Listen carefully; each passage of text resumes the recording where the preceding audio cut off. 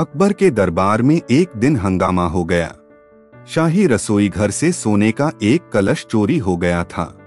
सोने का यह कलश रानी जी के इस्तेमाल का था और वह बहुत कीमती था। अकबर गुस्से से तमतमा उठे। उन्होंने सारे सैनिकों को बुलाया और उन्हें आदेश दिया कि चोर को तुरंत पकड़े। कुछ ही देर में सैनिकों ने एक दरबारी को पकड़कर अकबर के सामने ला खड़ा किया। उस दरबारी के कपड़ों पर हल्का सा पीला रंग लगा हुआ था। सैनिकों को शक था कि चोरी करते समय उस पर हल्दी का लेप लगा हुआ कोई बर्तन गिरा होगा, जिससे उसके कपड़े पर रंग लग गया। अकबर उस दरबारी को देखकर बहुत गुस्से हुए। उन्होंने पूछा, तुमने ही रानी जी का कलश चुराया है ना? दरबारी घबरा गया और अपनी बेगुनाही साबित करने की कोशिश करने लगा, लेकिन अकबर उसकी एक न माने। वह उसे सजा देने का आदेश देने ही वाले थे कि बीरबल ने बीच में टोक दिया। बीरबल ने अकबर से हाथ जोड़कर कहा, हुजूर, थोड़ा सब्र रखिए। मुझे लगता है कि इस मामले में जल्दबाजी नहीं करनी चाहिए। अकबर को थोड़ा गुस्सा शांत हुआ। उन्होंने बीरबल को जांच करने का आदेश दिया। बीरबल ने उस दरबारी को थोड़ा दूर ले गए और उससे पूछताछ की। दरबारी ने बीरबल को बताया कि वह सुबह रसोई घर के पास ही बागवानी का काम कर रहा था। उसी दौरान उसने देखा कि एक बंदर रानी जी के कलश को लेकर भाग रहा है। वह बंदर को पकड़ने की कोशिश में उसके पीछे दौड़ा, लेकिन नाकामयाब रहा। चूंकि उसके कपड़ों पर हल्दी का लेप लगा था, इसलिए दौड़ने के दौरान शायद कहीं से रंग लग गया। बीरबल ने दरबारी की बात सुनी और उसे वापस अकबर के दरबार में ले आए। फिर उन्होंने अकबर को बताया कि दरबारी बेकसूर है। उसने दरबारी की बात को सच साबित करने के लिए बंदरों को पकड़ने वाले का भी बुलावा लिया। बंदर पकड़ने वाले ने अकबर को बताया कि उसने वाकई में उस सुबह महल के आसपास एक बंदर को सोने का कलश लिए हुए देखा था। उसने बंदर को पकड़ने की बहुत कोशिश की, लेकिन वह नाकाम रहा। अकबर को अपनी गलती का एहसास हुआ। उन्होंने उस बेगुनाह दरबारी से माफी मांगी। फिर उन्होंने आदेश दिया कि पूरे महल में छानबीन की जाए, ताकि चोरी करने वाले असली बंदर को पकड़ा जा सके। इस कहानी से पता चलता है कि किसी को भी बिना सबूत के दोषी नहीं ठहराना चाहिए। हर मामले की अच्छी तरह से जांच करनी चाहिए और तभी फैसला लेना चाहिए। अकबर को शतरंज का खेल बहुत पसंद था। वह अक्सर दरबारियों के साथ शतरंज खेलते थे। एक दिन वह बीरबल के साथ शतरंज खेल रहे थे। खेल के दौरान अकबर ने रानी की चाल चलने का इशारा किया, लेकिन बीरबल ने कुछ नहीं कहा। वह मुस्कुराते हुए शतरंज की बिसात को ही देखते रहे। कुछ देर बाद अकबर को गुस्सा आ गया। उन्होंने पूछा, बीरबल, तुम अपनी रानी क्यों नहीं चला रहे हो? बीरबल ने शांत स्वर में कहा, हुजूर, आपने तो रानी की चाल चलने के लिए नहीं कहा था। आपने सिर्फ इतना ही कहा था कि रानी। अकबर चौंक गए। उन्होंने पूछा, तो फिर तुम्हें क्या समझ में आया? बीरबल ने कहा, हुजूर, आपने सिर्फ रानी कहा था, इसलिए मुझे लगा कि आप शायद मुझे रानी से शादी करने का आदेश दे रहे हैं। यह सुनकर अकबर अपनी हंसी नहीं रोक पाए। उन्होंने कहा, अरे नहीं बीरबल, मैं तो तुम्हें शतरंज में रानी की चाल चलने के लिए कह रहा था। इसके बाद उन्होंने बीरबल को समझाया कि शतरंज के खेल में आदेश स्पष्ट रूप से देने चाहिए, वरना गलतफहमी हो सकती है। फिर उन्होंने दोबारा रानी की चाल चलने का इशारा किया और इस बार बीरबल ने तुरंत वही चाल चल दी। यह कहानी हमें सिखाती है कि किसी को भी निर्देश या आदेश देते समय स्पष्ट और सटीक भाषा का प्रयोग करना चाहिए। अस्पष्ट बातें करने से गलतफहमी हो सकती है और परेशानी खड़ी हो सकती है। अकबर एक बार बीरबल के साथ जंगल में शिकार पर निकले थे। शिकार करते करते वे दोनों एक घने जंगल में गुम हो गए। अचानक उन्हें सामने से एक शेर आता हुआ दिखाई दिया। अकबर घबरा गए। उन्हें पता था कि शेर से लड़ना उनके लिए मुश्किल होगा। उन्होंने इधर उधर देखा, लेकिन कोई रास्ता नहीं दिखाई दिया। तभी उन्हें याद आया कि एक पेड़ पर एक बंदर बैठा हुआ है। अकबर ने बीरबल से कहा, बीरबल जल्दी कोई उपाय सोचो, वरना तो शेर हमें मार डालेगा। बीरबल ने शांत रहने का इशारा किया और फिर उस बंदर को संबोधित करते हुए कहा, हे वानर देवता, अगर तुम हमें इस शेर से बचा लो तो बादशाह अकबर तुम्हारी प्रतिमा बनवाकर इसी जंगल में स्थापित करवाएंगे। यह सुनकर शेर रुक गया। वह अकबर और बीरबल को घूरने लगा। कुछ देर बाद शेर ने पीछे मुड़कर जंगल में चला गया। अकबर खुशी से उछल पड़े। उन्होंने बीरबल की सूझबूझ की तारीफ की और उस बंदर की प्रतिमा बनवाने का वादा किया। लेकिन कुछ दिनों बाद अकबर भूल गए। उन्हें उस बंदर की प्रतिमा बनवाने की फुर्सत ही नहीं मिली। बीरबल ने भी उन्हें कुछ नहीं कहा। कुछ समय बाद अकबर और बीरबल फिर से उसी जंगल में शिकार करने गए। इस बार उन्हें रास्ते में एक मूर्तिकार मिला जो एक बंदर की खूबसूरत प्रतिमा बना रहा था। अकबर को हैरानी हुई। उन्होंने उस मूर्तिकार से पूछा, तुम यह प्रतिमा किसके लिए बना रहे हो? मूर्तिकार ने जवाब दिया, हुजूर, राज दरबार से मुझे आदेश मिला है कि मैं जंगल में एक बंदर की प्रतिमा स्थापित करूं। यह सुनकर अकबर को अपनी गलती का एहसास हुआ। उन्हें याद आया कि उन्होंने उस बंदर को प्रतिमा बनवाने का वादा किया था, लेकिन उसे पूरा नहीं किया। उन्होंने तुरंत बीरबल की तरफ देखा। बीरबल मुस्कुरा रहे थे। उन्होंने अकबर से कहा, हुजूर, वादा पूरा हो गया है, अब शेर हमें दोबारा परेशान नहीं करेगा। अकबर ने बीरबल को गले लगा लिया। उन्होंने सीखा कि वादा करना आसान है, लेकिन उसे पूरा करना बहुत जरूरी होता है, चाहे वो किसी इंसान से किया गया वादा हो या किसी जानवर से। अकबर अपने विशाल साम्राज्य का विस्तार करने के लिए हमेशा प्रयासरत रहते थे। एक दिन उन्हें खबर मिली कि पंजाब के एक छोटे से राज्य के राजा ने अकबर की अधीनता स्वीकार करने से इनकार कर दिया है। अकबर उस राज्य को जीतने की सोच रहे थे, लेकिन वे युद्ध किए बिना ही उस राज्य को अपने अधीन करना चाहते थे। उन्होंने बीरबल को बुलाया और उनसे सलाह मांगी। बीरबल ने सोचने का नाटक किया और फिर कहा, हुजूर, आप घबराएं नहीं, मैं उस राजा को एक खास तोहफा भेजूंगा। उस तोहफे को पाकर वह खुद ही आपके सामने आ गिरेगा। अकबर को बीरबल की बात पर भरोसा हो गया। उन्होंने बीरबल को वैसा ही करने का आदेश दिया। बीरबल ने उस छोटे राज्य के राजा को एक खाली डिब्बा भेजा। राजा को यह देखकर बहुत गुस्सा आया। उन्होंने अपने दूत को अकबर के दरबार में भेजा और गुस्से से कहा, यह कैसा अपमान है, तुम्हारे बादशाह ने मुझे एक खाली डिब्बा भेजा है। उन्हें क्या लगता है मैं भिखारी हूँ? दूत अकबर के दरबार में पहुंचा और राजा का संदेश सुनाया। अकबर मुस्कुराए और बीरबल की तरफ देखा। बीरबल ने आगे बढ़कर कहा, हुजूर, आप उस दूत से पूछिए कि क्या उनके राजा को पता है कि इस डिब्बे में क्या है। दूत ने वापस जाकर अपने राजा से पूछा। राजा ने कहा, डिब्बा तो खाली है, उसमें क्या हो सकता है? दूत ने वापस आकर अकबर को यही बताया। बीरबल ने फिर कहा, हुजूर, आप दूत से कहिए कि उनके राजा को जवाब दे कि डिब्बे में वही चीज है जो उन्होंने अकबर को नहीं दी है। यह सुनकर दूत और राजा दोनों सोच में पड़ गए। उन्हें समझ नहीं आया कि आखिर डिब्बे में क्या हो सकता है जो उन्होंने अकबर को नहीं दिया। कुछ देर सोचने के बाद राजा को समझ में आ गया। असल में उस छोटे राज्य के पास कोई खास चीज नहीं थी जो वह अकबर को भेंट के रूप में दे सकता था। उन्होंने अकबर की शक्ति और साम्राज्य को स्वीकार नहीं किया था। यही वह चीज थी जो डिब्बे में नहीं थी। यह समझते ही राजा को अपनी गलती का एहसास हुआ। उन्होंने तुरंत अकबर के दरबार में जाने का फैसला किया। वह दरबार में आए और अकबर से माफी मांगते हुए उनकी अधीनता स्वीकार कर ली। इस तरह बीरबल की सूझबूझ से अकबर को युद्ध किए बिना ही एक नया राज्य अपने साम्राज्य में शामिल करने में सफलता मिली। अकबर को एक दिन तेज सिरदर्द हो गया।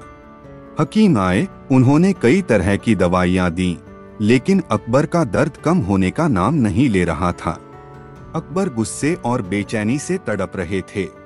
तभी उन्हें बीरबल की याद आई। उन्होंने तुरंत बीरबल को बुला भेजा। बीरबल दरबार में आए और अकबर को सलाम किया। अकबर ने परेशान होकर कहा, बीरबल, मेरा सिरदर्द बहुत तेज है। हकीम की दवाइयां भी काम नहीं कर रही, कुछ करो। बीरबल ने अकबर को ध्यान से देखा और फिर मुस्कुराते हुए कहा, हुजूर, आप घबराएं नहीं, मुझे आपका दर्द ठीक करने का एक तरीका सूझता है। अकबर ने उम्मीद की किरण देखी। उन्होंने पूछा, लेकिन बीरबल, आखिर करोगे क्या तुम? बीरबल ने कहा, हुजूर, सबसे ऊंचे महल की छत पर जाइए और वहां से जोर जोर से चिल्लाइए, मुझे सिरदर्द है। शायद आपका दर्द इस तरह छूमंतर हो जाएगा। यह सुनकर अकबर चौंक गए। उन्होंने कहा, बीरबल, तुम पागल हो गए हो क्या? मैं पूरे शहर को यह कैसे बता सकता हूँ कि मुझे सिरदर्द है? बीरबल ने हाथ जोड़कर कहा, हुजूर, मेरा यकीन मानिए, यही तरीका कारगर होगा, लेकिन एक शर्त है। अकबर ने पूछा, क्या शर्त?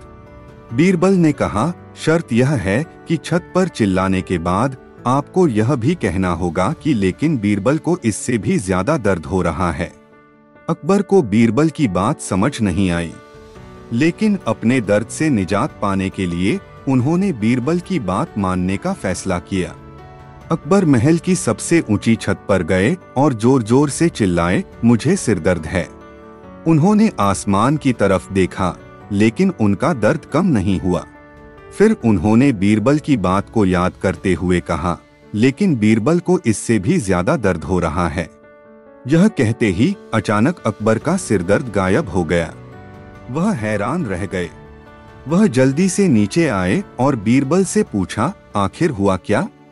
तुम्हारी यह चाल क्या थी? बीरबल ने मुस्कुराते हुए कहा, हुजूर, आपका दर्द तो मानसिक थकान की वजह से था। जब आपने यह कहा कि मेरे सर में ज्यादा दर्द है, तो आपका ध्यान अपनी परेशानी से हट गया और आप मेरी फिक्र करने लगे। इसी वजह से आपका दर्द कम हो गया। अकबर को बीरबल की सूझबूझ पर दंग रह गए। उन्होंने सीखा कि कभी कभी समस्या का हल सीधे तरीके से नहीं, बल्कि थोड़ी सी चतुराई से भी निकाला जा सकता है। एक दिन दरबार में चाणक्य की नीतियों पर चर्चा हो रही थी। अकबर ने बीरबल से पूछा, बीरबल, क्या तुम चाणक्य की किसी ऐसी नीति के बारे में जानते हो जिसका इस्तेमाल करके मैं किसी व्यक्ति के चरित्र का पता लगा सकूं? बीरबल ने मुस्कुराते हुए कहा, जी हाँ हुजूर। चाणक्य ने एक बार राजा को बताया था कि दूध की थोड़ी सी बूंदों से ही सांप की पहचान की जा सकती है। अकबर को बीरबल की बात समझ नहीं आई। उन्होंने पूछा, दूध और सांप का क्या संबंध है? बीरबल ने कहा, हुजूर, थोड़ा धैर्य रखिए। आज शाम को दरबार में सभी दरबारियों को बुलाइए और उन्हें आदेश दीजिए कि वे अपना अपना एक प्याला लाएं। अकबर ने वैसा ही करने का आदेश दिया। शाम को सभी दरबारी अपने अपने प्याले लेकर दरबार में उपस्थित हो गए। अकबर ने बीरबल को इशारा किया। बीरबल ने एक थाली में दूध से भरा एक कलश रखा और हर दरबारी के प्याले में दूध की कुछ बूंदें टपकाई। कुछ देर बाद दरबार में अजीब सी खामोशी छा गई। एक दरबारी के प्याले में रखा हुआ दूध का रंग अचानक से नीला पड़ गया। वह दरबारी घबरा गया और अकबर के सामने सिर झुकाकर माफी मांगने लगा। यह देखकर अकबर को सारी बात समझ में आ गई। उन्होंने उस दरबारी को पकड़वा लिया और पूछताछ करने पर पता चला कि वह दरबारी अकबर को गद्दी से हटाने की साजिश रच रहा था।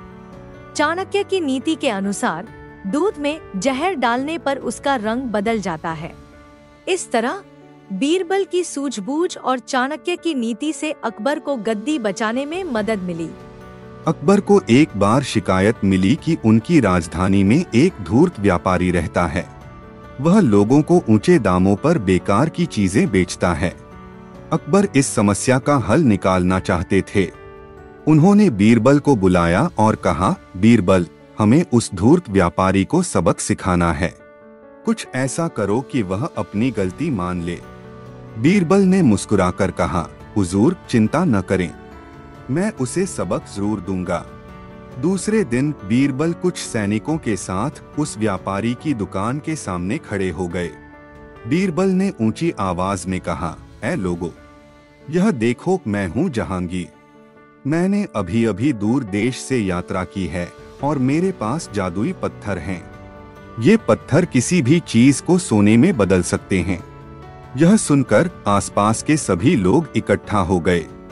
वह बीरबल की बातों पर विश्वास करने लगे। व्यापारी भी दुकान से बाहर निकलकर देखने लगा कि क्या हो रहा है। बीरबल ने एक सैनिक को एक लोहे की रॉड पकड़ा दी और उस पर एक काल्पनिक मंत्र पढ़ने का नाटक किया। फिर उन्होंने उस रॉड को व्यापारी के हाथों में थमा दी। बीरबल ने जोर से कहा, लो, यह लोहे की रॉड अब सोने की हो गई है। इसे तुम मनचाही कीमत पर बेच सकते हो। व्यापारी खुशी से झूम उठा। उसने सोचा कि यह उसके लिए बहुत बड़ा फायदा है। वह तुरंत उस लोहे की रॉड को ऊंची कीमत पर बेचने के लिए दौड़ पड़ा। लेकिन जैसे ही वह दुकान से दूर गया, सैनिकों ने उसे पकड़ लिया और उसे अकबर के दरबार में ले आए। वहां अकबर ने उस व्यापारी को जमकर फटकार लगाई। अकबर ने कहा, तुम लोगों को धोखा दे रहे थे और ऊंची कीमतों पर बेकार की चीजें बेच रहे थे, लेकिन तुम खुद भी लालच में फंस गए। अगर तुम्हारे पास वाकई में जादुई पत्थर होते तो क्या तुम उसे बेचते? व्यापारी अपनी गलती मान गया और माफी मांगने लगा। उसने वादा किया कि वह अब किसी को भी धोखा नहीं देगा और ईमानदारी से व्यापार करेगा। इस तरह बीरबल की चतुराई से अकबर को उस धूर्त व्यापारी को सबक सिखाने में सफलता मिली। साथ ही ये कहानी हमें यह सीख देती है कि लालच का बुरा अंत होता है और ईमानदारी का मार्ग ही सही रास्ता है। अकबर एक बार जंगल में शिकार कर रहे थे। शिकार के बाद थक कर वे एक पेड़ के नीचे आराम करने लगे। आराम करते समय उनकी नजर एक साधु पर पड़ी जो पेड़ के नीचे बैठा हुआ था। साधु के पास एक अनोखी सी दिखने वाली थैली थी। अकबर जिज्ञासा होके साधु के पास गए और पूछा, साधु जी, इस थैली में क्या है? साधु ने मुस्कुराते हुए कहा, हुजूर, इसमें जादुई बीज हैं।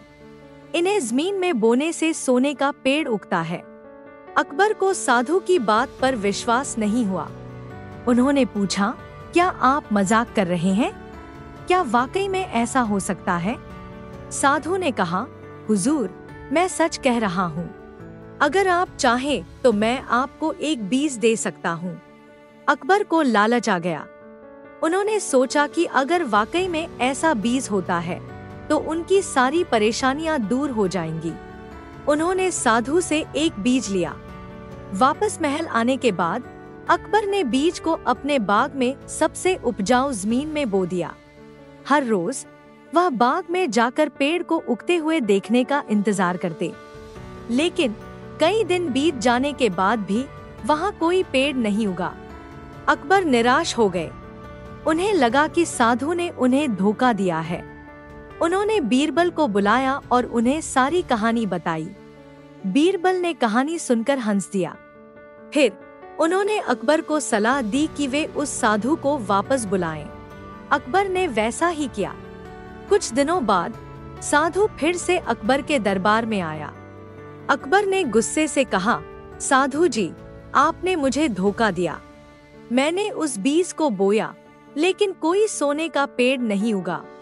साधु शांत स्वर में बोले, हुजूर, मैंने आपको धोखा नहीं दिया। मैंने आपको सच बताया था। वह बीज वाकई में जादुई था। अकबर ने कहा, फिर पेड़ क्यों नहीं उगा? साधु ने मुस्कुराते हुए कहा, हुजूर, मैंने ये नहीं बताया था कि उस बीज को उगाने के लिए मेहनत की भी जरूरत होती है। उसे पानी देना पड़ता है, उसकी देखभाल करनी पड़ती है। अकबर को अपनी गलती का एहसास हुआ। उन्होंने सीखा कि सफलता पाने के लिए सिर्फ जादू या किस्मत पर भरोसा नहीं करना चाहिए, बल्कि मेहनत और लगन भी जरूरी है। एक दिन अकबर के दरबार में एक महिला रोते हुए आई।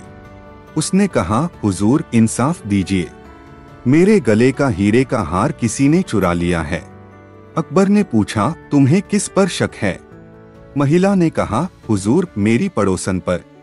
वह हमेशा मेरे हार की तारीफ करती थी। अकबर ने उस महिला की पड़ोसन को बुलाया। वह महिला दरबार में आई और चोरी करने से इनकार करने लगी। अब अकबर के सामने यह मुश्किल खड़ी हो गई थी कि किसकी बात पर विश्वास करें। तभी बीरबल ने आगे बढ़कर कहा, हुजूर, मुझे इस मामले को सुलझाने की इजाजत दें। अकबर ने उन्हें अनुमति दे दी। बीरबल ने दोनों महिलाओं को एक एक गिलास गर्म दूध दिया और कहा, आप दोनों इसे पिएं। दोनों महिलाओं ने दूध पी लिया। कुछ देर बाद बीरबल ने दोनों महिलाओं को अपने हाथ खोलने के लिए कहा।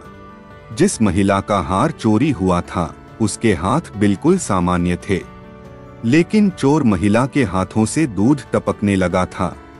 यह देखकर दरबार में सन्नाटा छा गया। चोर महिला घबरा गई और उसने अपना गुनाह कबूल कर लिया। दरअसल गर्म दूध में चावल का आटा मिलाने से वह चिपचिपा हो जाता है। चोर महिला ने जल्दी में दूध पी लिया था, इसलिए उसके हाथों से दूध टपकने लगा। इस तरह बीरबल की सूझबूझ से असली चोर पकड़ी गई और इंसाफ हुआ। यह कहानी हमें सीख देती है कि सच्चाई को कभी छिपाया नहीं जा सकता और किसी को भी बेगुनाह को परेशान नहीं करना चाहिए। अकबर को एक अनमोल हीरे की अंगूठी बहुत पसंद थी। वह उसे हमेशा अपनी उंगली में पहने रहते थे। लेकिन एक दिन वह अंगूठी अचानक गायब हो गई। अकबर गुस्से से तमतमा उठे। उन्होंने पूछताछ करने का आदेश दिया, लेकिन कोई सुराग नहीं मिला। आखिरकार उन्होंने बीरबल को बुलाया। बीरबल को देखते ही अकबर बोले, बीरबल, मेरी हीरे की अंगूठी चोरी हो गई है, इसे ढूंढो। बीरबल ने शांत स्वर में पूछा, हुजूर, क्या आपने किसी को महल से बाहर जाते हुए देखा? अकबर ने जवाब दिया, नहीं, मैंने किसी को नहीं देखा। बीरबल ने फिर पूछा, क्या आपको याद है कि आपने आखिरी बार अंगूठी कब देखी थी? अकबर ने सोचने का नाटक किया और फिर कहा, शायद मैं बगीचे में टहल रहा था। बीरबल ने मुस्कुराते हुए कहा, तो फिर वहीं से शुरू करते हैं हुजूर। चलिए बगीचे में चलते हैं। अकबर और बीरबल बगीचे में गए। बीरबल जमीन पर ध्यान से देखने लगे।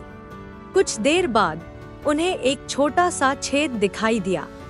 उन्होंने अकबर को वह छेद दिखाया। अकबर ने पूछा, बीरबल, तुम क्या सोच रहे हो? बीरबल ने कहा, हुजूर, शायद अंगूठी इस छेद में गिर गई होगी। आप जमीन पर लेट जाइए और अपने कान को इस छेद के पास लगाइए। अकबर चौंक गए। उन्होंने कहा, बीरबल, मैं बादशाह हूँ, क्या मैं जमीन पर लेटूंगा? बीरबल ने हाथ जोड़कर कहा, हुजूर, अगर आपको अपनी अंगूठी वापस चाहिए तो मेरी बात मानिए। अकबर को अपनी अंगूठी इतनी प्यारी थी कि उन्होंने मान लिया। वह जमीन पर लेट गए और अपना कान छेद के पास लगा लिया। कुछ ही देर में अकबर ने जोर से चिल्लाया, मुझे सुनाई दे रहा है, कोई चींटी मेरी अंगूठी को घसीट रही है। यह सुनकर बीरबल ने तेजी से एक पत्ती उठाकर छेद को ढक दिया। फिर उन्होंने एक छोटी सी डंडी ली और उसे छेद में डालकर हिलाने लगे। कुछ ही देर में छेद से एक चींटी निकली, जिसके पैर में अकबर की हीरे की अंगूठी फंसी हुई थी।